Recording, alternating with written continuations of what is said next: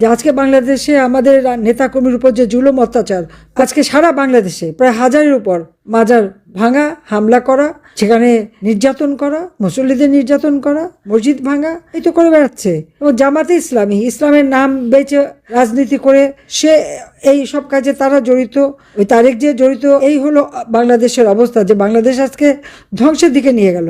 মাত্র 2 বছরের মধ্যে কিভাবে ধ্বংস হলো? কেউ ঘর ছাড়া বাড়ি ছাড়া, 1 কোটির উপর আওয়ামী লীগের নেতাকর্মী ঘর ছাড়া বাড়ি ছাড়া পরিবার ছাড়া, নিজের আপন জনকে দেখতে পায় না, পরিবারকে দেখতে পায় না, মা মারা গেলে বাপ মারা গেলে তাদের দেখতে দেয় না।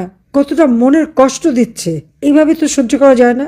সকলকে ঐক্যবদ্ধ হতে হবে, দেশটাকে আবার এই হায়নাদের হাত থেকে রক্ষা করতে হবে। এই বিশ্ব বাটপার আর জামাত যুদ্ধাপরাধী, গ্রেনেড হামলাকারী, এদের হাত থেকে দেশটাকে রক্ষা করে মানুষের জীবনের শান্তি নিরাপত্তা ফিরিয়ে আনতে হবে। মানুষের পেটের ভাতের ব্যবস্থা করতে হবে। মানুষের ঘরে ঘরে আবার বিদ্যুৎ পৌঁছাতে হবে। 500-র উপর ইন্ডাস্ট্রি বন্ধ হয়ে গেছে, লক্ষ লক্ষ শ্রমিক আজকে বেকার। একে একে গার্মেন্টস ইন্ডাস্ট্রিগুলি বন্ধ হয়ে মেয়েরা সব বেকার হয়ে যাচ্ছে। আওয়ামী লীগ আমলে গার্মেন্টস রপ্তানিতে বিশ্বে বাংলাদেশ 2য় স্থানে ছিল, আজকে কোথায় নেমে গেছে?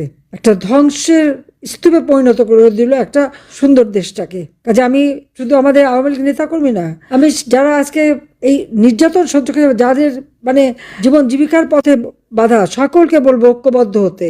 ওই কয়েকটা দালাল আর কয়েকটা গুন্ডা সন্ত্রাস জঙ্গি ছাড়া, বা ওই ইউনূসের মতো বাটপার আর এই সমস্ত জঙ্গি চামুন্ডা জামাত আর বিএনপি ছাড়া বাকি যারা আছে, সব দেশের মানুষকে আমি ঐক্যবদ্ধ হওয়ার জন্য আহ্বান জানাচ্ছি, যে সকলকে রুখে দাঁড়িয়ে এই জুলুম, অত্যাচার, নির্যাতন, মিথ্যা মামলা, হামলা এর জবাব দিতে হবে এবং সকলকে ঐক্যবদ্ধ হতে হবে। তবেই বাংলাদেশ এদের হাত থেকে মুক্তি পাবে এবং ইনশাল্লাহ আমরা অবশ্যই সে মুক্তি পাবে, বাংলাদেশ আবার জেগে উঠবে।